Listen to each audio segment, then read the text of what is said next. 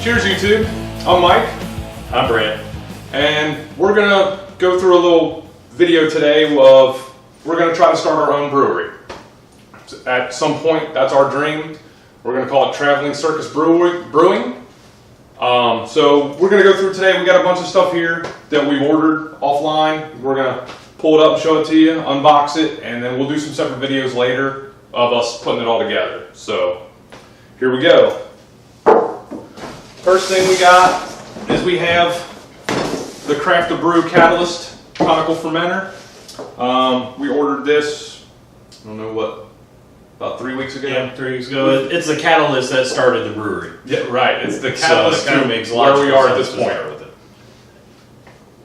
it. So, in here we got a couple pieces for the frame. Move my beer out of the way here. Yeah, don't spill your beer. And then we have the fermenter, of course. Got the sleeve to keep the light off of it if you don't have a closet to put it in or whatever. And then we got the top plate and the rest of the frame. So that's that there. No big deal. The other cool thing with the actual bag is it's got handles on it. Allows us to actually move it around once it's all assembled here. Also has inside, if I can get this part without dumping it on the ground, it's got your ball valve and your mason jar to catch your trube. I think we got the bigger, we ordered a bigger mason jar. I think they do a 16 ounce and this is a 32, something like that. 24 ounce. So that'll catch so this will run for the first couple dumps of trube, and that'll allow us to actually collect it all up a little bit before we go to the smaller jar gradually and stuff. So. And that's our fermenter. So we got that ready to go. We'll put it together later on. Don't forget the bag. Throw me the bag. All right, so we decided that for kettles and stuff, we were going to go to Spike Brewing for our kettles.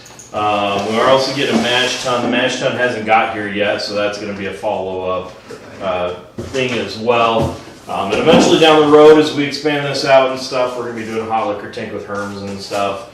Eventually going all electric. We decided to break it down to start with. So we're going to be doing some propane to start with, just getting used to the system, running it, and then we'll eventually expand clear out into electric breweries. So,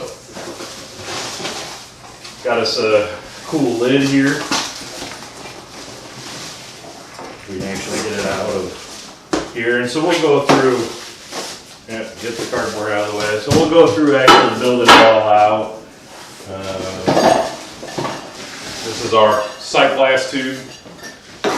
And then this is a bag of miscellaneous stuff. We got our pickup tubes, and side pickup tubes, some quick connects, tri-clamp element. We got our valves, all that stuff. So with Spike, you can actually do a set kettle and stuff. We decided to go the custom route, and so we got a couple extra ports.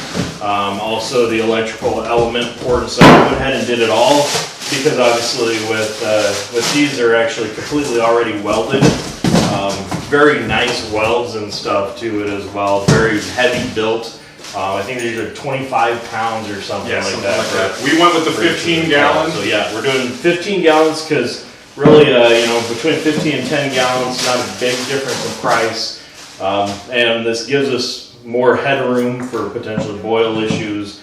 Also allows us to do bigger batches as we decide to, go up higher and stuff in it. So basically we got tubes for basically the side pickup tubes will go here, allow us to do whirlpool and stuff in the kettle. Correct. We got ports and stuff down the side for our sight glasses here. And then back around the back here, we got the port for the electrical element. We'll add later. Yep, where we got a cover and stuff we'll put on that right now for the propane and stuff until we get the actual electric controller and elements up there. And then a thermometer port for the kettle. And we'll have a video here of actually complete build out. Then we got some other miscellaneous quick connects. We got some barbs. We got all sorts of stuff. Yeah, we got our hoses over here too. So we got a big roll of 24-foot silicone hoses, and we basically just went ahead and already cut them down and stuff. Basically cutting it down, was it 2 6-foot and 2 6 foot, 3 4 footers. One of them ended up being 5 foot. We had an extra foot of. We got some extra. Spike for sending us an extra foot. Yeah, and so we got some extra connects and stuff already because we went ahead and got those ahead of time while we're waiting on getting our mash tun and hot liquor tank and stuff too. So slight snafu with shipping. That's why we don't have the mash tun. Yeah, but they took care of it. They took care of it. Quick response. Our customer service has been great. And that's the whole thing going through this. I sent them basically a quick email to Info Spike Brewing and told them kind of what we were looking for, what we were kind of looking at doing. They sent back a thing, okay, well, you know, here's the template you put on there where you want the valves and stuff. They send you a little Visio diagram, and then you send it back, go through their engineering team. Just that way you make sure that, you know, you actually are getting exactly what you want, especially in the custom process. And these things are the real deal, man. They feel really well built, good to go. I'm really excited to get into it and use it. Yeah, we've all done a little bit of brewing and stuff, you know, from a home brew perspective.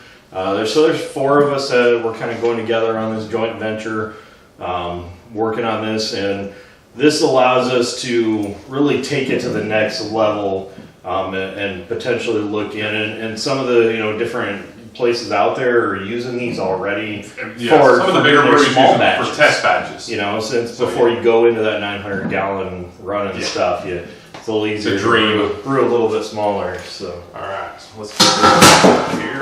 Yeah. So what else we got? All right, we're back. So next.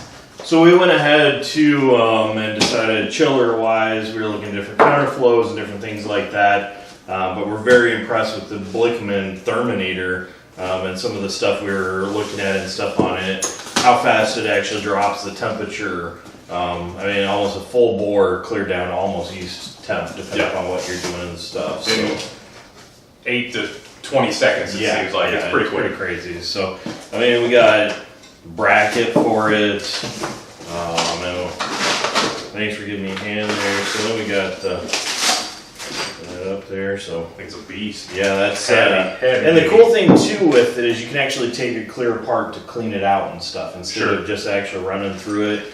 You can actually make sure you get it clear in there. We got some hose barbs and stuff here as well for hooking up hoses.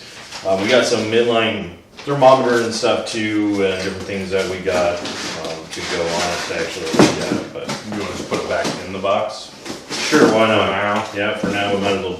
Let's flip that around and keep it nice and safe. Yeah, yeah. We'll show hooking it up and stuff, and what we'll end up doing with once we actually get to brew day. I think we're doing a brew day probably next week. Yeah, we were going to do one today, but yeah, we ran into some hazmat issues and some shipping and no mash some other stuff. Yeah, no mash tons. So to start with, we're going to go with the 2 tanks, like we said, boil kettle, mash tun. With a rims type system to start with, and then we'll expand out into a Hermes type system after that. So this is our Lowe's bucket. This is our sanitizing bucket for miscellaneous stuff. We bought some couple bucks of Lowe's spoon. Big thing with the spoon too that is good to know is we were originally going to do plastic spoons, and actually I think we got one here that actually came with the fermenter and stuff. Is if you're using the actual plastic in your mash tun, they tend to become jello. Yeah, and they become really flexible and soft. So by using the stainless steel and stuff will give us a better star stain. You gotta have star stain. Thermometer. Yep. Then we got a bunch of pipe thread down there because we got a lot of valves to put together. So we went ahead and went with valves. And we also got us some pumps and stuff here. So I mean the standard out there is, it seems like most people run with chugger pumps. So we got a whole bunch that's all you right there. That's all you. So our hazmat issue is we got a oxygen stone and an oxygen tank shipped to us, and in turn UPS doesn't like shipping oxygen tanks.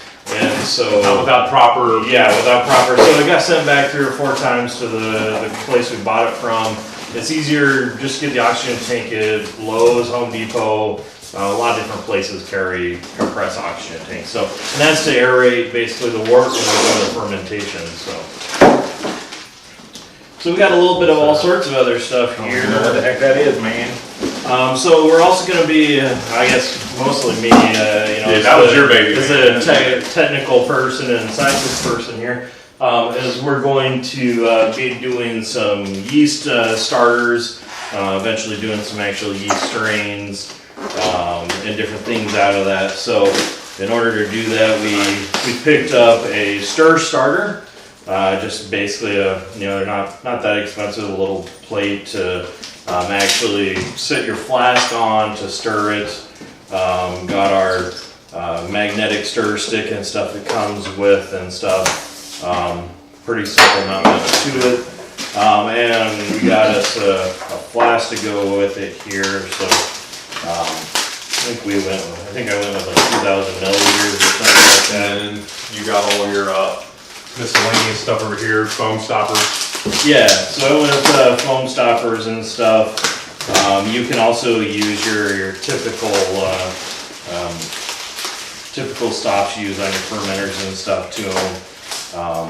So we'll get more into the actual yeast starters. Apparently my knife doesn't want to open up this flask. We got the flask open. We got some of our science gear here and stuff. We got the pump. I got the pump open. We got two. Pump. So one looks exactly the same, so I'm not going to open the other one. Yeah, but one for work pump and one for water pump and stuff. So that way we can keep them separate and keep it circulating all the time. Circulating through. And then we got a pH meter. So I think that really covers pretty much about every. Oh, we got also. We're gonna start with our first. Is there anything in here? Yeah, we got Brew Wash. Yeah, we got some Brew Wash, some cleaning supplies, some quick connect fittings. Yeah, more quick connect fittings. And then for the first, with the Craft Brew Catalyst, they gave us the brown ale kit. So this is what we're going to do first. It's a 5-gallon kit. That's what we're going to start with. Yeah, give us a little getting used to the system. Something simple. And I think we got some Cascade or something to throw. Yeah, I bought another ounce of Cascade hops. We might spike experiment with it and dump them in there, see what it does, and either late in the boil or maybe even dry hop it. But we'll see. It's a brown ale, so we don't want to get too fancy with it. But yeah, so. I think that really covers about everything we got. Okay. So thanks to Spike Brewing. Thanks to Craft Brew. Making a great system. A lot of our spare little supplies and stuff like that we picked up at Beer Engineer Supply. Down in North Charleston. Yeah, down in North Charleston, South Carolina, close to where we're at. Hop Goblin. Hop Goblin, Venture and Home Brewing. Yep. So a couple of different locations we got stuff from. So more to come. More to come. Stick around, check us out, follow us, leave a subscribe or a like for this video, subscribe and comments. Tell us how we're doing stuff. Tell us we're kind of just getting started in this, and we'll any advice always welcome. Subscribe and you'll see when we put videos up. And we're gonna probably do a video putting together the kettle and the catalyst and such, and then hopefully brew day soon. We'll see you. Thanks.